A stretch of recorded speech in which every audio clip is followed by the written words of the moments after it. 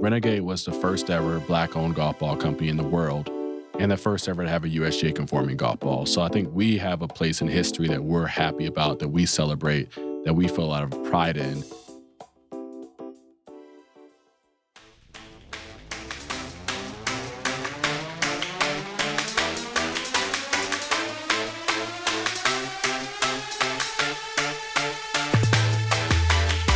From Two Comma Media, it's Give 'Em the Business, a show about Black entrepreneurs and business leaders sharing their stories of adversity and success. I'm Troy Evans, and on today's show, my guest is Kenneth Duncan, founder of Renegade Golf.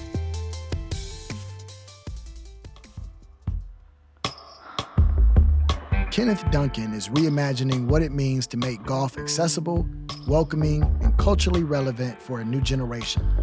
As the founder of Renegade Golf, he's building more than a brand. He's creating a movement that challenges the traditions of the sport while celebrating the spirit of individuality and community. Fueled by passion and perseverance, Ken has transformed his love for the sport into a powerful platform that's inspiring change both on and off the course. And it all started at a young age in Milwaukee, Wisconsin.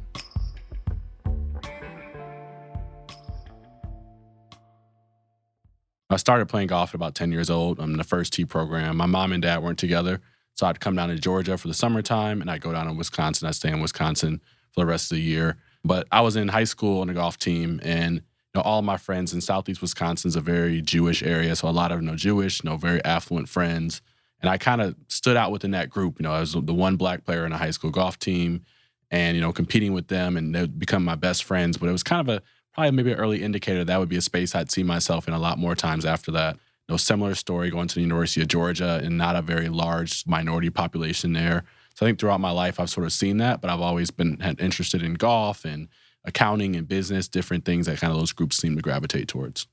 So you got exposed to golf at an early age, 10, and started playing. And I think that's wonderful. I'm trying to get my kids on the golf course now. I've got them over at Bobby Jones taking some lessons. They're 6. And I've got my daughter who's 11 taking some lessons, because I found that there are so many business deals that get done on the golf course that I've kind of been cut out of because I am not a golfer. And so that's one of the reasons why I know I need to add that to my arsenal and to my repertoire. But your exposure to that at an early age has probably opened up a lot of doors for you from a business sense. Do you find that to be the case? I think so, but I think more so, I think golf is, I think a lot of business deals are closer. I think just relationships are built there. You get to spend, 5 hours on a course, sometimes in the same cart with somebody, having fairly intimate conversation about things outside of work. So traditionally, when I'm seeing myself close a deal in a business and on the golf course, it's not really us speaking about the terms and conditions of that deal, but rather focusing on life outside of the business we're working on. So I think you do get that from a young age. You get exposed to a lot of different types of golf courses by playing for a long time. Some of the higher end ones, you start to learn the decorum there. Some of the lower end ones, you start to tolerate it there. And I think having that fluency of knowing golf in and out gives you a little bit of a leg up when you start to realize what those relationship building moments really are about. You don't really get enamored or awed by the plush country club or the super nice course. You kind of keep more of an even keel. So I think it's definitely more of a relationship builder than it is a business builder, but they definitely go hand in hand in life most of the time. So you're growing up in the Midwest, and you said you went to the University of Georgia. What brought you to the state of Georgia? So like I said, my dad's been here for most of my life. My mom was up north and she stayed in the Midwest. Georgia had this nice thing called the Hope Scholarship. So it made the college decision a little bit easier when you start to look at the cost of tuition here. I got into Wisconsin, Madison, which I'd say are very similar schools, generally speaking. But I think having the draw of warmer weather and lower tuition brings somebody to Georgia. I wasn't really a superstar student, so I kind of told myself if I have to go to school and it's 30 degrees outside with a wind chill of 15, probably not going. I had some days where I didn't go to class at University of Georgia as well, but I think I would have had a lot more of them in Wisconsin, Madison. So I think it was probably the right choice for me to be down a little bit warmer with a little bit more going on. And did you play golf while you were in college? No, I didn't actually. So it's a funny story. I reached out to the Georgia golf coach before going, and I was actually going to go play golf at West Point Military Academy. So I thought I was a college golfer. And I asked him about the opportunity to walk on and play for the team. And he was kind of like, well, what's your USGA record? I'm like, I don't really have a USGA record. It's like, well, have you competed well in AJGA, American Junior Golf? And I had never even touched that. So I think I realized after 2 or 3 emails with Coach Hack that I probably was in a different class. After now seeing the people that have come out of Georgia at the time I was there, a lot of major championship winners and PGA Tour winners, I would have probably not been quite the candidate for that golf team, but I explored it temporarily to see myself in a golf team. But I got to play a few times at school, but really didn't get to play very much during college at all. Didn't have a car, so that hurt. So kind of similar to Brown Sugar when they would say, when did you fall in love with hip hop? Did you fall in love with golf when you first picked it up, or did it take a little bit of time? I think so. I think I fell in love with golf because it was the thing that my dad and I could do together. He introduced me to golf, even though I went through the first tee program and I did it in a summer camp. There's an opportunity for us to go play together. So I have a lot of fond memories of us playing golf, even back up north in Wisconsin where the weather was 40 degrees and he would come visit. We'd play together. Taking golf trips in high school with his friends and his buddies who later I started to learn as to be like uncles and really close compadres of myself. So I think we had a lot of opportunities to really grow and build a deep relationship through golf. Like I said, it's 4 to 5 hours of relationship building. So my dad and I kind of share that together. Don't really have anybody else interrupting that time. I think that was a big part of us falling in love with golf. So probably it was like high school because I think especially not living with him, that was an opportunity when I came down and we had 4 or 5 interrupted hours going to different courses playing together. So you're at University of Georgia. You've missed a couple classes because of the weather. We've all been there. You add mine up, it might have been a semester or two. But we got out on time. And so you finish at UGA and you enter corporate America. Tell me about your major in school, where you decided to go work, and what your corporate life was like. So I always knew I was going to be in business. My dad was in business. All my friends were in business. So I went to school to start in finance. Georgia converted me to an accounting major. They gave the accounting majors all this Chick-fil-A and all these really cool like treats and stuff early on. So I transitioned to be an accounting major, intern offers from Deloitte and Ernst & Young early in college. And I think coming into my senior year, I realized I wasn't very good at accounting. I didn't do well in the courses. I was behind. So I kind of quickly pivoted and said, what can I do where I can still be around numbers, be very client-facing, client-serving, but also have a little bit more earning potential than if I switched my major and did something else. So I pivoted into consulting, changed my major quickly. I don't even know what I graduated in. I think it was real estate. Got a real estate major so I can get out quickly. Went to a consulting firm to focus on finance. And that led me through the corporate ranks of finance consulting. Started the Hackett Group, which is a smaller firm, but then ended up at KPMG, which is a pretty well-known large firm, and then Accenture, which is the world's biggest consulting firm. So I kind of had a stair-step pattern where I transitioned from early finance consulting to very high-end, high-level finance consulting at a very strategic firm.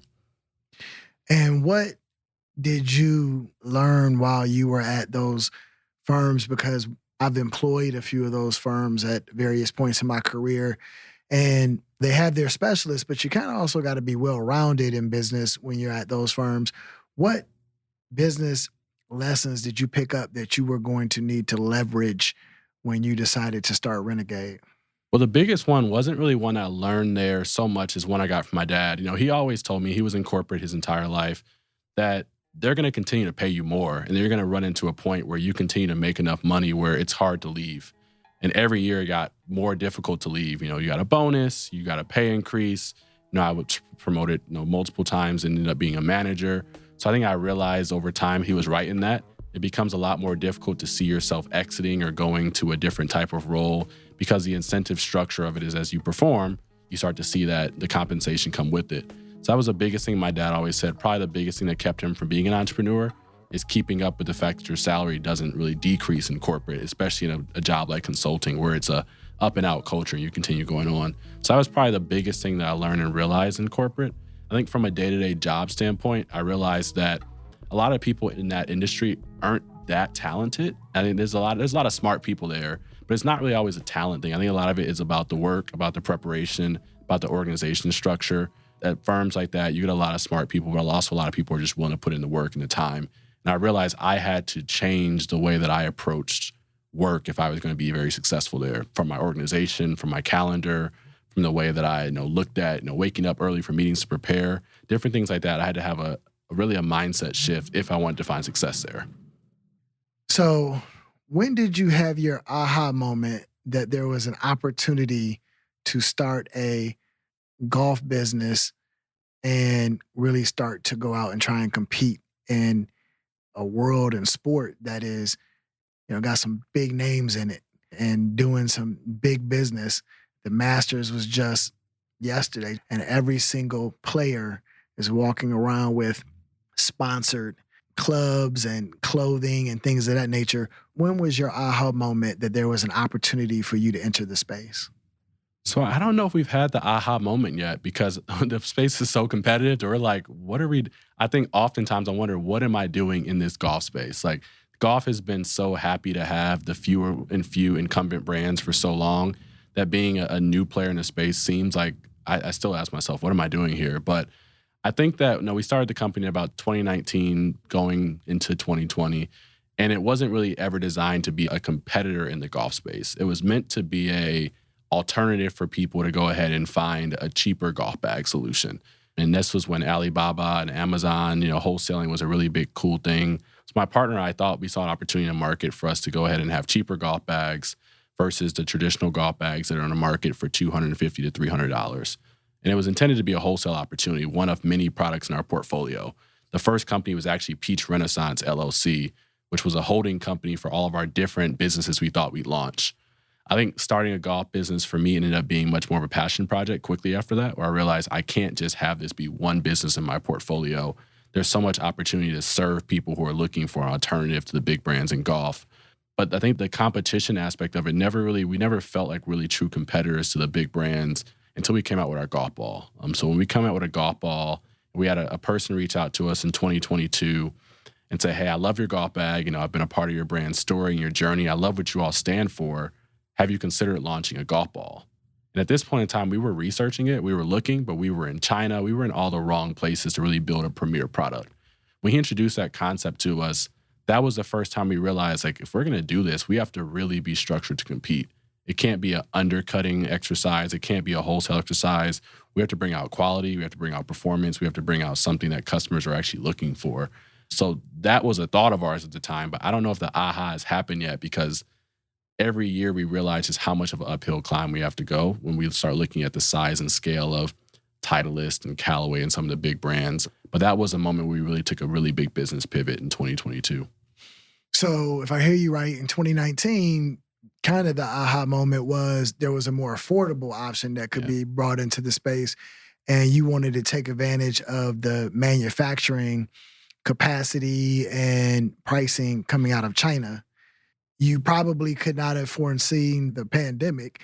How did that affect you when you ended up getting the business off the ground? Yeah, there were so many things we didn't know when you start looking at importing from China, importing from anywhere. The first one was this concept of MOQs. Now, we knew we wanted some golf bags and to sell golf bags, but when you're ordering from a manufacturer, you don't just get to go get 10 or 20 or 30. The traditional MOQ can be in the hundreds or thousands, depending on the product. So our first time, having to really source products from there, realized that the volumes that we were ordering was significantly higher than we ever intended to. So at that point, we're already probably double what we had ever intended to spend. At the same time, President Trump was enacting some tariffs against China, very similar to right now. And in doing so, the tariffs were significantly higher than we ever expected, or higher than what they were previous to us having the golf bags. So now, we were already double our costs. We had to add an extra 40 to 50% on top of our products for the additional tariffs that were coming in. And then third, you start looking at freight logistics and realizing how long it takes to ship goods on a boat from overseas and finding that freight forwarder, finding the right licensing, bonding, all of those different things, insurance, added up to be, well more than 2 to 3 times the cost we ever expected to really get into, doing freight imports. And I think that's something a lot of people don't consider. You can think of the price of the good. They don't consider the shipping for the good, the storage for the good, the tariffs and the taxes that come along with it. And that was probably our first real major learning moment. We had another really large one where we actually had our second shipment ever fell off a container ship. And we had never thought of the concept of having freight insurance because container ship accidents happen 1 in every 10,000 incidents. So you have a very low chance of having that happen. But when a tsunami hits Asia and you have $10,000 to $15,000 of goods you paid for in cash, you have some risk and liability there. So there's a lot of learning lessons to come out of the early stages of importing a good, some of them political that you can't control, and some of them that we probably could have learned more from doing additional research prior. So you had some golf bags at the bottom of the Pacific, It's still there. and that's still there. SpongeBob is taking up golf, and dude, that was your cash that you outlaid. Had you taken on any outside capital, or was it just you and your partner? To that point, we hadn't really leveraged outside capital. We had done a couple loans, looking at Shopify had loans back then and different, kind of small lending platforms. But the golf bags was never meant to be a super, high inventory item. We intended to have just enough that we have, 4 to 5 months on hand maybe. And when we sold through those items, we could then replenish it. So there wasn't a high need for capital at that time. So your first couple of years, you're really getting your feet wet, learning the ropes, trying to see if you can make the pricing work with all of these changes happening in the marketplace with the golf bags. But then you get a call that really opens your eyes to maybe an opportunity in the golf ball space. So once you got that call, what steps did you take to determine whether or not you wanted to move forward with it? So, like I said, we were looking at golf balls in different places. So we knew that golf balls were of interest. But I think when you start looking at doing, real high performing manufacturing, there's a lot of things to start to weigh and consider. One, as you mentioned, capital is the cost. The cost to manufacture a super high performance and premium golf ball is significantly different than just having a rock with some urethane over it. So we had to weigh whether we were positioned or in a place to go ahead and absorb that type of cost for the product. Secondly, was understanding whether we were going to continue to have the research and development to put out a high level premium product. You kind of have two options when you're going to bring out a product. Do you want to bring something and white label it and call it a new brand? Or do you want to really put in the time and effort to research, to develop, to test different options, to identify which type of product you want to bring to market? I think we made a strategic decision at that point. We wanted to be a premium brand. We didn't want to just be a brand like we were with the golf bags where we entered the market and we gave you something that was cheaper. Our goal was to be more affordable and more accessible and more inclusive, but also making sure we were bringing a premium quality product to the marketplace. Especially, I think, being a Black-owned business, it's very difficult in a sport like golf to come in and try to be the cheapest. I think there's a lot of eye rolls on coming into the space and being the cheap brand. So we really wanted to stand on being a high-quality, high-performance brand, which led to us making sure that we had the best procurement possible, the best research and development, as well as making sure we had the money to go ahead and afford those pricing.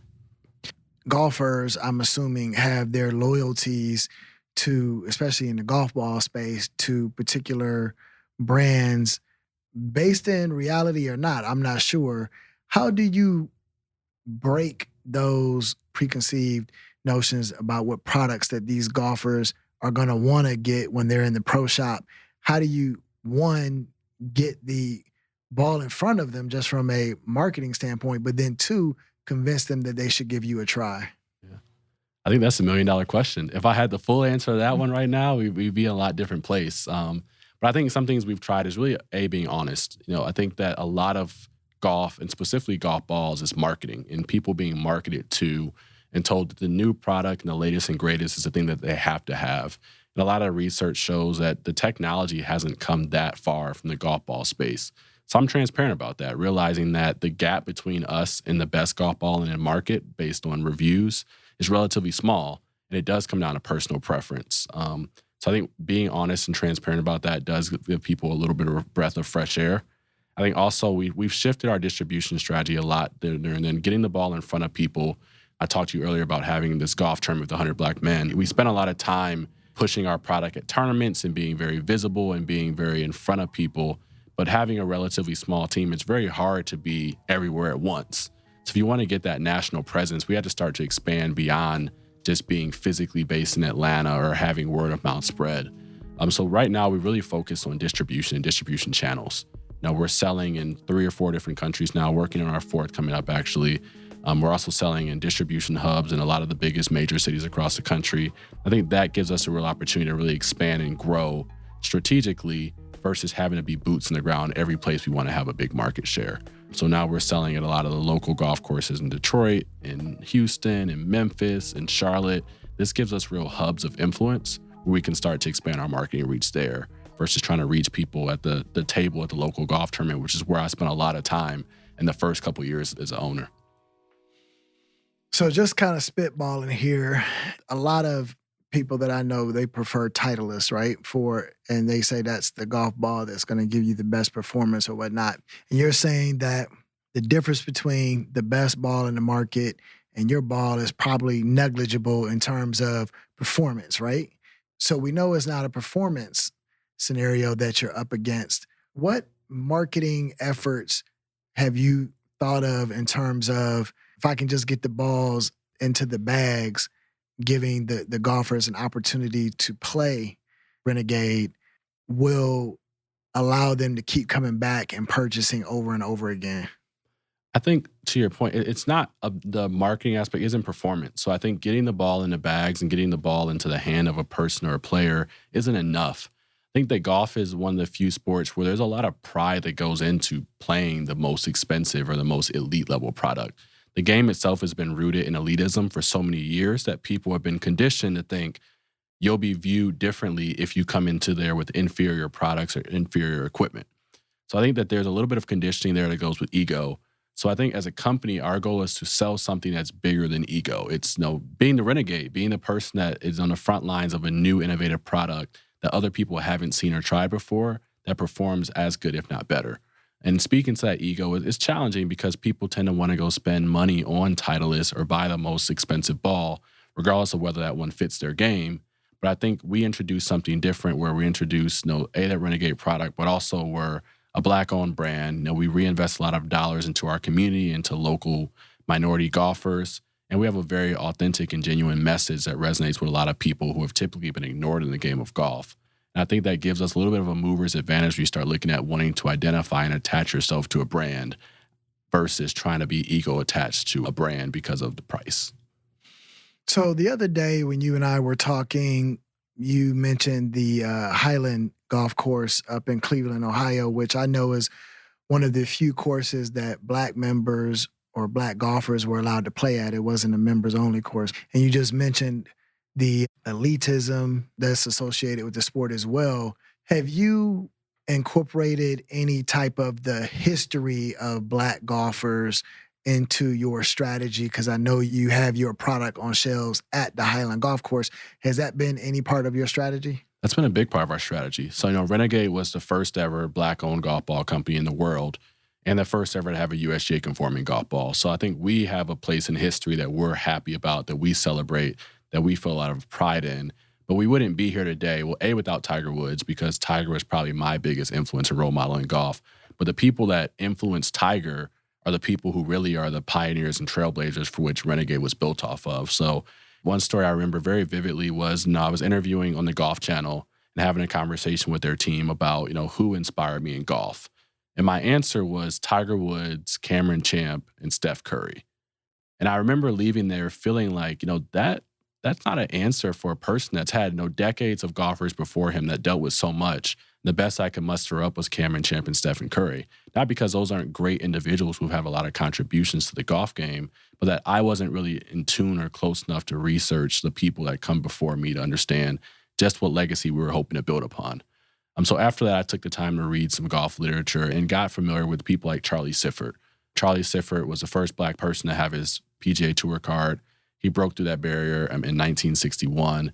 And, I've been fortunate enough to build a relationship with Charlie Sifford Jr., who actually lives there in Cleveland, and they actually play at Highland Park Golf Course. So that's been the first name that I've been connected to, that I felt a real connection to, and realizing what we're doing today builds on top of his legacy. But there's other people too. There's Lee Elder, who we have a golf course in D.C., and he played at Langston Golf Course in D.C., one of the few Black courses that Blacks could play back there. And there's a lot of people that come before us that had that experience you mentioned at Highland that could only play at certain golf courses. And we hope to have our products at every one of those courses to sort of commemorate the fact that they stood there long before that we were able to have a Renegade Golf. But now we're here today hoping to build upon what they did previously. After the break, Ken is trying to convince golfers to step away from image and embrace the renegade spirit of his golf ball company. Will his efforts yield a hole-in-one? I'm Troy Evans, and you're listening to Give 'Em the Business.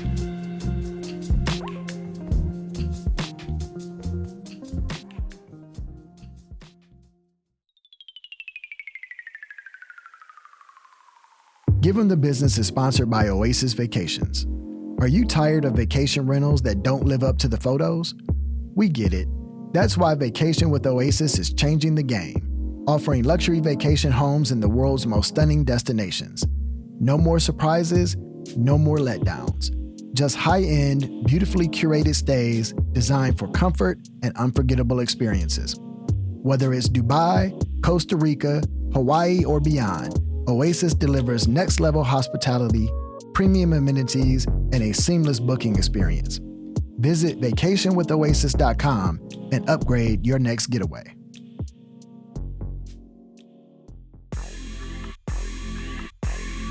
Give 'em the Business is sponsored by Media Savvy.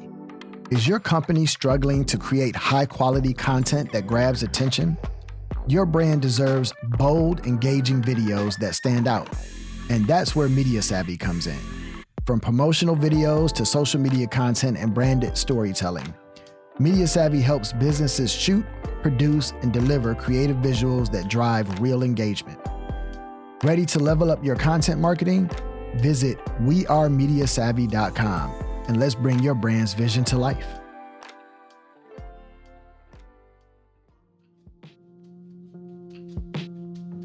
We're talking with Kenneth Duncan, founder of Renegade Golf.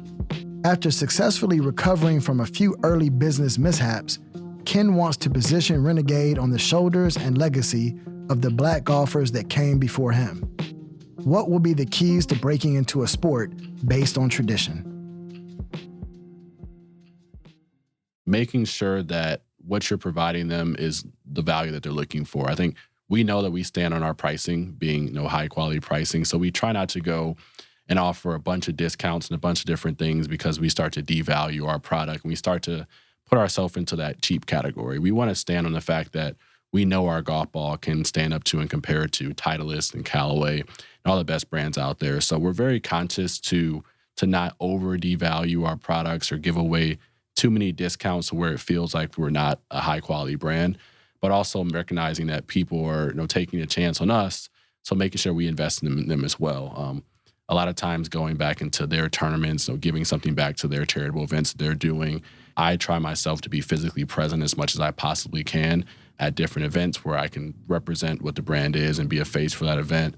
So making sure that we find new creative ways to engage in and be a part of that community and part of their experience beyond just price. I think a lot of people want to give the best deal.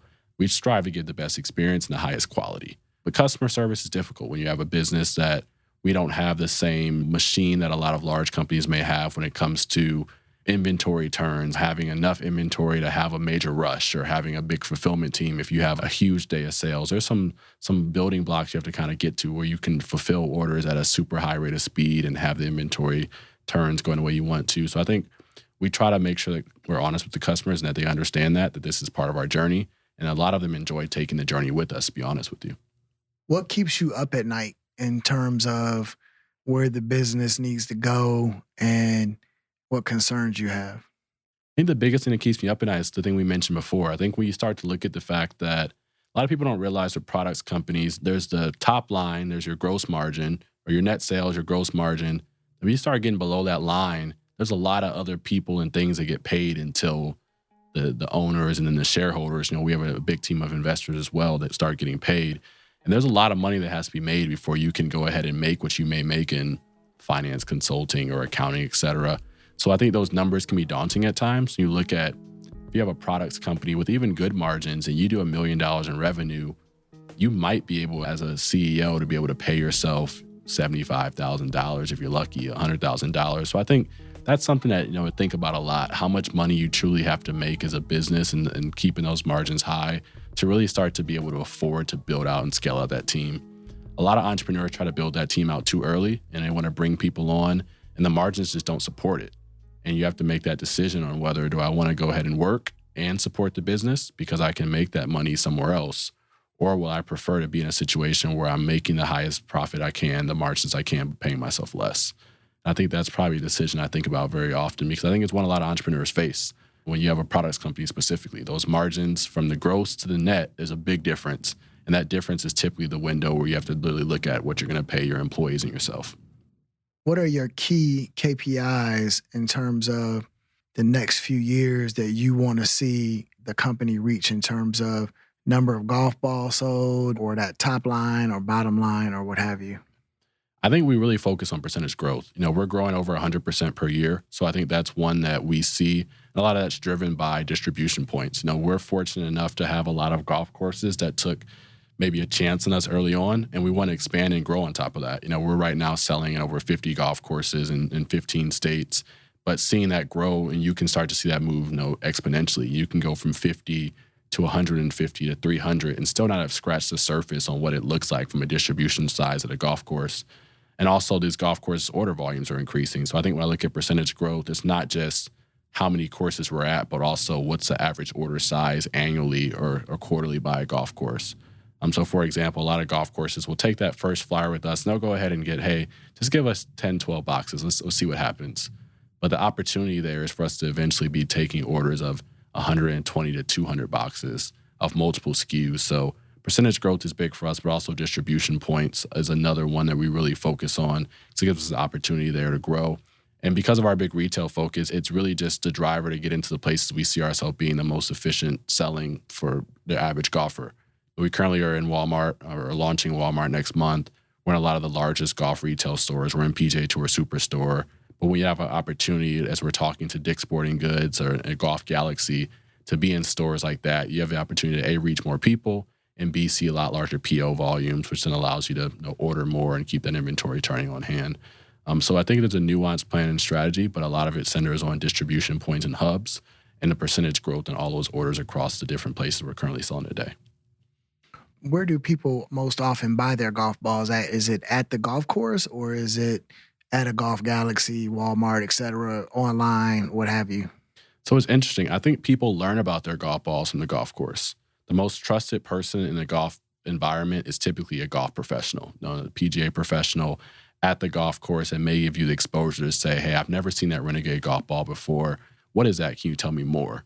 I think more traditionally, though, people are buying their golf balls at your PGA Tour Superstores, your Carl's Golfland, your Golf Galaxy, mostly because their selection is going to include everything you may be looking for. Most of the large retail stores are going to have a small assortment of those most popular golf balls, but not every one you're looking for.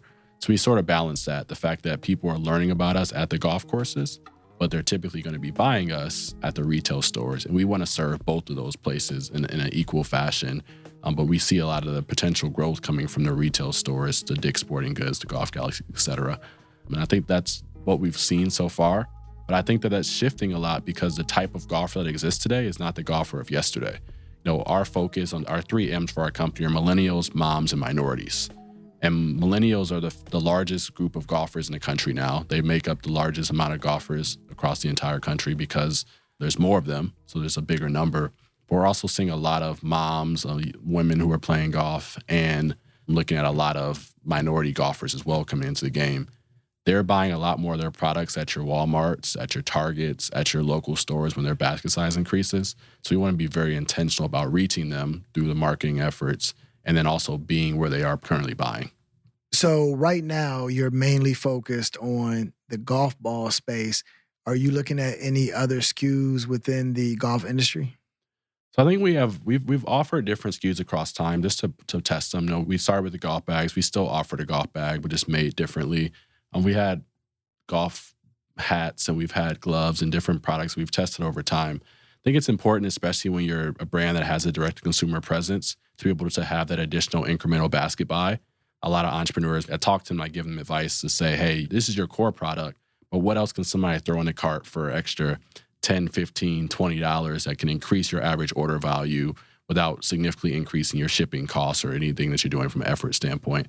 So we're intentional about doing that. I wouldn't say we move a ton of hats to feel like we're a hats company at any point in time, but I do think it's important for us to have a variety of products so that people can also help represent our brand. There's a lot of people that want to be raving fans and marketers of our brand and product, but I do think that I call ourselves a golf ball company. We are proudly one of the fastest growing golf ball companies in the space. We've been in a position where we've ascended to now being in all the largest retailers in the golf space and across the country and in multiple countries. I think that leaning in the golf balls, at least short term, gives us an opportunity to end up closer to Titleist versus a different company that has a big assortment. And you mentioned earlier that in 2020, when the tariffs hit, that was something that, you had to deal with from a manufacturing cost perspective, and tariffs have just come back on in a big way. Are you finding that that is impacting you now, and are you going to have to make any pivots? Yeah, I've talked to a lot of my friends who are in business, and a lot of them have the similar concerns. I mean, tariffs for small businesses tend to be very impactful because they're unexpected expenses that we typically don't have a budget or allocation for. So luckily for us, the impact is more minimal maybe than I would have initially thought because we shipped in a lot of our goods prior to now. We're hoping that we have enough inventory to kind of withstand any of the tariff talks and the escalations that may exist currently. But we just had an import come in recently, and they said, well, you're subject to these tariffs if you shipped it after 4/9, but before then you're okay. But I think it goes to the power of being diversified in your distribution points and where you're getting your goods made and manufactured. Most of our goods come out of Taiwan, which is a trade-free zone. That's a great place to be when you're making goods, and you need to make sure that you're keeping your costs lower after the fact. Importing from China or some other countries has some consequences that may come with taxes or tariffs. But when things are good, it's a lot cheaper. So I think having a right balance of different manufacturers, we've learned supplier diversity through some of our lessons, actually. The end of 2023, we had one of our largest manufacturers have a plant fire that unfortunately took out all their operations. And actually, they're just now getting back on board in 2025. A lot of businesses without having that supplier diversity and those diversity opportunities would probably find themselves out of business at one point because you don't have the inventory coming in anymore. But luckily, we were in a position where we could diversify our supplier and have a base that was big enough to then have different products and SKUs coming from different places. So we're prepared for it. We're positioned for it. I mean, we have to move goods from China to Taiwan if we start to see more of these tariffs increasing. But luckily, some of those lessons learned early have paid dividends today. And see, that's a critical thing that you just mentioned, because when you start off your business, whatever it is, you anticipate a best case scenario, a likely case scenario, a worst case scenario. In many of those projection planning sessions, the worst case scenario is not the shipment got dumped to the bottom of the Pacific, or the worst case is not our manufacturing plant caught on fire. And so that's a good thing that you have learned some of those lessons early on in the process and started to build it into your path going forward, because a lot of entrepreneurs just do not have the imagination to think about what the true worst case scenario can be and how can they withstand the pressures that come from that over the long term. So kind of having some of those incidents happen early in your entrepreneurial journey probably is saving you a lot of money and paying dividends now. And I think the biggest lesson from that is be okay with growing slow. I think that when you come out and you spend every dollar you have on this new idea and this idea has to work, when one of those things happens, that can be the blow that ends the company. But being willing to maybe go out at a 50% of your capacity from a capital standpoint early to allow for some of those things to happen. You don't want them to happen, but at least you have the ability to withstand that. I think a lot of companies that I see that aren't heavily capitalized are just one catastrophe away from running out of capital. And then at that point, you really don't have anywhere else to turn. But if you're willing and okay with starting slow early on, you have the ability then to go ahead and withstand some of those storms. I think sometimes shows like Shark Tank and we start looking at venture capital, you hear the stories of people going from 0 to 5 million in a year or 2 years or 3 years in tech companies. I think that lends us into thinking we have to grow extremely fast and hit high revenue numbers. But the amount of risk that goes into that can be large at times, where you put up $1 million in that first year, and if you take a huge loss of negative 600,000, there is no business the next year. So we grew slow unintentionally because we were capitalizing ourselves initially. But I think that was a huge lesson for us that we were okay with growing slower, because now the money saving, now that we're 20 times larger now, is significant. The cash savings on having freight insurance, the cash savings on understanding to ship things ocean versus air freight. A lot of those challenges that we ran into were huge at the time, but fairly insignificant compared to where we are right now from a revenue perspective and from a growth perspective. So you mentioned that you got introduced on a first tee program. How do you and we and Renegade find the next generation of golfers, the next generation of Tiger Woods and what have you, that are going to be the new product evangelists for Renegade? I think it really starts with the junior golfers. You mentioned your son coming into the game, and it can work in reverse where he brings you into the game of golf. A lot of people exposing their children to the game, they pick up on things really quickly, and it becomes that bonding and that really close moment. As I mentioned, juniors are the fastest growing segment in golf across the board. Junior women is actually the fastest growing, but boy juniors are also just as quick. And I think having them exposed to the game early gives us a reason, A, to join them on the course, and also allows them to really see the true benefits of golf throughout their entire life. So we're really, really heavily invested in the juniors. We have a junior Renegade program, Team Renegade, where we invest in some of the highest performing and best junior golfers across the country. And all of our minorities have a large uphill battle in the space, but we want to make them feel comfortable, make them feel confident and secure in the space as a part of the Team Renegade brand. I think that's just a small part of what we can do and what we can do as a community to continue to invest in our junior golfers as a whole, as they're really the future evangelists, as you mentioned. And when they can play good golf, like a lot of ours can, they also are a great representation of what our performance can be. So to all of my listeners to this podcast, I'm sure if you are not a golfer, you know someone who is a golfer. Make sure you are buying your golf balls from Renegade Golf and living into the Give 'em the Business community.